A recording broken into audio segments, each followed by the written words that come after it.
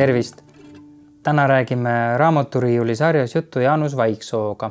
Jaanus on sündinud Paides, õppinud 32. keskkoolis ja Tallinna Pedagoogilises instituudis ja välisülikoolides Saksamaal, Austrias ja Soomes. Jaanus Vaiksoo on töötanud Rocca al Mare koolis, kirjutanud stsenaariumi ETV lastesaatele Saame kokku Tommi juures ja telefilmile Jaagupi jõulud ning libretto Estonia poistekoori ooperile Kastanid tulest. Alates 2000. aastast on ta avaldanud jutu- ja luuleraamatuid, näiteks 4 hommikut ja 1 õhtu, Lumemöll, Kellassepa proua, Onu Heino eksis ära, Onu Heino väike pere, 3 sügist ja mitmed teised. Lisaks kirjanikutööle on ta praegu ka ajakirja Eesti Jahimees peatoimetaja. Vaiksoo luuletustest on kirjutatud ka laule. Andres Lemba viisistatud Vanaisa kõlas 2019. aasta üldlaulupeol poiste- ja meeskooride esituses. Tere, Jaanus! Mul on hea meel küsida sult täna mõningaid küsimusi, aga alustuseks mind huvitab see, kuidas sa üldse tunned ennast, kui sa kirjanikuna pead rääkima oma loomingust, et kas see on sinu jaoks mugav teema, on sellest palju rääkida või peab alati kuidagi mõtteid koondama ja ennast pingutama, et sellel teemal vestelda? No tavaliselt on nii, et minu kohtumised toimuvad koolides lastega. Ja kuna lapsed on nii vahetud ja selles mõttes ma alati olen neile öelnud, et te võite ükskõik mida küsida. Ja see ei ole nagu suusoojaks öeldud, et siis ma pean sellega ka arvestama, et kui nad ükskõik mida küsivad, et siis ma püüan sellele ka vastata. Ja sinna hulka kuulub ka see, et nad ikkagi küsivad ka selle loomingu kohta, et kuidas see idee sündis või ja nii edasi. Ja et ikka räägin. Ja, et võib-olla just seetõttu, et ma olen harjunud nagu just lastele nendest asjadest rääkima. See on tegelikult, võib öelda lastekirjaniku selline ameti üks osa, kohtumine lastega. Et ma isegi ei kujuta päris ette seda, et ma lihtsalt kirjutaksin, avaldaksin ja seda poolt ei oleks. Et tegelikult see annab maru palju juurde, et selline tagasiside ja kuidagi oma loomingu tagasi peegeldamine. Et see on võib-olla ka tegelikult ainsad korrad, kui ma oma raamatuid või tekste uuesti ise loen.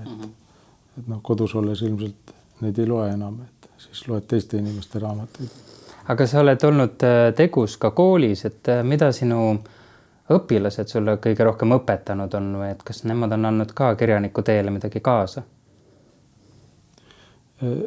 Ja ma usun küll, et ma arvan, et mitte mingisuguseid konkreetseid juhtumeid, neid on ka kindlasti. Aga kõige olulisem on õpilaste puhul vast see elutunnetus. Et sa tajud seda seltskonda, et see on seda mingisugust stiili ja nende olemust, et see on ilmselt neile kirjutades ülioluline, et see oleks hästi loomulik, et sellised ebakõlad hakkavad muidu väga kergesti välja paistma. Et jah, sellise elutunnetuse koha pealt on kindlasti see väga vajalik selle sihtgrupiga sina peal olemine selles mõttes. Aga su enda lapsed, kas su luuletustel ja lugudel on ka testpublik, loed sa neid kodus ette enne kui avaldad? Tegelikult ei loe. Mitte kunagi? Võib-olla olen lugenud, nüüd on lapsed suured juba, et kõige noorem on 11. klassis käib ja täiskasvanud inimesed. Aga on su lapsed kuidagi sinu loomingus sees, mõjutavad nad sinu kirjutamist? No selliseid üksikuid kohti on küll, mingid üksikuid juhtumisi, mis on näiteks lastega juhtunud ja selles viimases raamatuski on mõni selline seik. Aga just nimelt nagu selline detail või juhtumine või niimoodi, et mida kasutad ära, et tegelikult ju kunagi seda elu ei kirjuta üks-ühele raamatusse või nii, et ma ei ole selles mõttes kunagi nagu mingit laste elu või oma pere juhtumisi niimoodi nagu raamatuks kirjutanud. Aga sa kirjutad ka nii luulet kui jutustusi ja et kas on mingid vahed ka seal, et mõni tegelaskuju või mõni kujutluspilt tahab just nagu luulevormis välja saada, aga teine nagu vormub pikemaks jutuks või isegi raamatuks, et seal on jah, minu jaoks vist on küll päris oluline vahe, sellepärast et kui ma luuletusi kirjutan, siis mulle nende puhul meeldib selline sõnamäng ja siin on palju räägitud tänapäeval sellisest riimilisest või vabavärsilisest luulest. Lasteluule on sageli selline riimiline ja minul on nagu, võiks öelda isegi nagu mingi oma meetod, et see riim tingib selle, et ma kunagi ei tea luuletust alustades, et kuhu ma välja jõuan ja enamasti jõuab see mingisuguste selliste absurdsete poentide või naljadeni, et selle läbi tekib mingisugune absurdihuumor ja ma arvan, et selle kaudu on tekkinud ka see onu Heino kuju, millest me oleme vist kaks luuletuste raamatut kokku kirjutanud, et need on kõik sellised, ma ise ütlen, need ei ole luuletused, aga need on värsivormilised lood. Kõik, mis temaga juhtub, see kuidagi pöörab kuidagi selliseks kentsakaks, veidraks, naljakaks. See sünnibki tänu sellele, et ma kasutan selliseid riimi ja keelemänge. Et laste kirjanduse puhul eriti võib-olla selle luule puhul ongi oluline ka mingisugune selline poent või nali või kahemõttelisus või need keele võimalused ja et see nagu pakub just mulle nagu kõige rohkem. Aga kuidas sündis see raamat King number 39? Sellel on tegelikult, seda ma arvan, et ma seda ideed kandsin nagu päris pikalt. Et seal on, kui nüüd niimoodi püüda kiiresti ära rääkida, siis võib-olla selline päris mingi algidee on mingis Harry Potteri lugemises. Et seal oli see väike Harry pidi minema võlukunstikooli ja minema perroonile 9:03.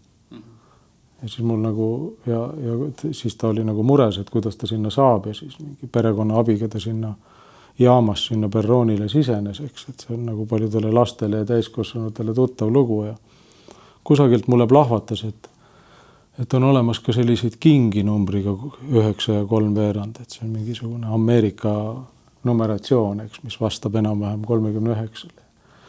Mulle esialgu vist oli selline idee, mingisugune Potteri paroodia laadne asi, eks, et poiss tõmbab mingi kinga jalga kuskil kingapoes ja siis satub mingisse kummalisse maailma. Aga see on mu raamatusse sisse jäänud, et aga võib-olla see oli käivitaja, et teha selline mingi seikluslik lugu, aga mitte sugugi mitte mingis võluva maailma võtmes, vaid tegelikult igati realistlik lugu, mida siis nagu võib-olla kuhu sisse on pikitud, ükskõik millena me siis seda näeme, selle peategelase Pauli, on need siis tema unistused või midagi muud. Et seda võib ju lugeja ise võtta, kuidas ta seda tõlgendab. Kas on midagi, mis selle raamatu sinu jaoks väga eriliseks muudab? Ma arvan, et võib-olla ma ei ole kirjutanud sellist ühte nii mahukat jutustust ja seal on selline tegelaste galerii tuleb kokku, kes mulle nagu kirjutamise käigus endale päris lähedaseks ja sümpaatseks said. Et need on, et nendega oli nagu päris tore koos olla, aga seal muidugi, kuidas vahest nagu hakkab see elu tegelikkus sisse tulema, et ma tulen tagasi selle lastega kohtumiste juurde, et seal see tegevus, see kingapoe ilus müüja Jekateriina, aga siis, kui ma olin vist Haapsalus kevadel kohtamas lastega, siis üks tüdruk ütles, et ta teab seda Jekateriinat, kes seal kingapoes töötab, et ta on seda näinud, et tal ei olnud küll sellised punased juuksed, et tal olid roosad, aga ta tunneb seda küll, et seda täiesti tõsiselt. Et seda oli nagu, ma hakkasin ise ka nagu kahtlema, et äkki ta ongi olemas.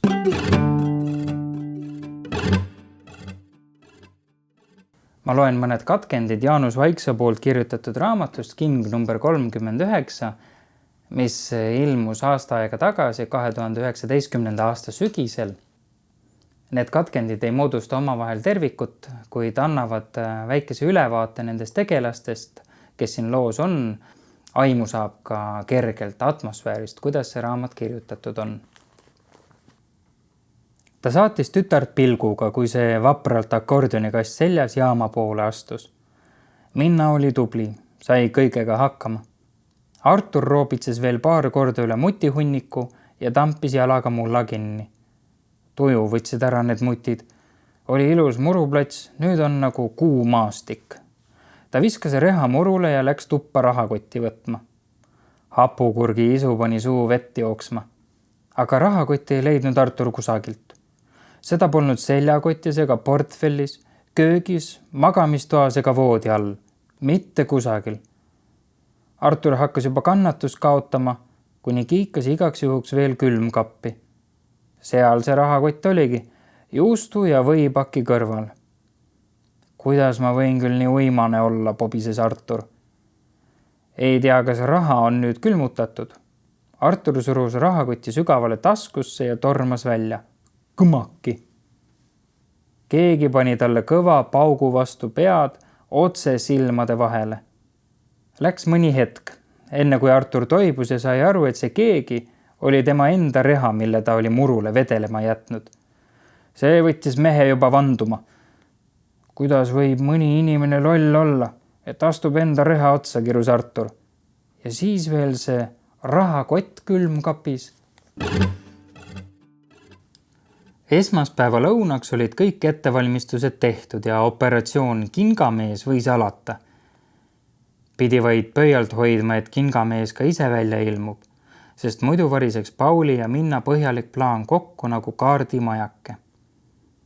Kui Minna kell 12 R-kioski juurde ilmus, pidi Paul ennast pooleks naerma. Minna oli end tõeliseks prouaks maskeerinud. Ta oli teinud pähe kohevad lokid, kandis peene raamiga prille ja suu oli värvitud tulipunaseks. Ümberkehastumine oli täielik. Minna paistis rongivalvega vähemalt ühe vanune. Naer mõjus praegusel hetkel Paulile ja Minnale rahustavalt, sest pinge oli suur. Operatsiooni ette valmistada oli põnev, kui aga aeg kätte jõudis, said nad aru, mida nad õigupoolest teevad. Plaan oli riskantne ja võis väga lihtsalt läbi kukkuda. Kui Kingamees läheb rongi, järgnevad Paul ja Minna talle. Paul peab kiiresti üles otsima päris piletimüüja, temaga kuidagi jutule saama ja teda nii kaua kinni pidama, kuni Minna kontrollib Kingamehe piletit ja ID-kaarti. Et asi ei äärataks kahtlust, tuleb Minnal kontrollida ka teiste inimeste sõidukaarte, kes Kingamehe läheduses istuvad. Kogu operatsiooni jaoks on neil aega 7 minutit. Selle ajaga jõuab rong Nõmmelt Tondile ja seal peavad nad kiiresti väljuma ning kaduma. Kell tiksus armutult. Pauli mobiil näitas 12.16, kui linna poolt tulev rong vaikselt jaamas peatus. Kas Kingamees tuleb täna kingi ostma? Paul tundis, kuidas südakurgus kloppima hakkas. Minna võttis talt tugevasti käest kinni. Ka tüdruk oli ärevuses. Sekundid möödusid. Ja siis ilmus Kingamees jaamahoone nurga tagant nähtavale. Ta tuli. See oli suur kergendus. Seekord ei hakanud Paul ja Minna üldse kingapoe juurde hiilima, vaid läksid otse perroonile Tallinna poole sõitvat rongi ootama. Nüüd olid nad juba kindlad, et Kingamees käitub tavalise rütmi järgi.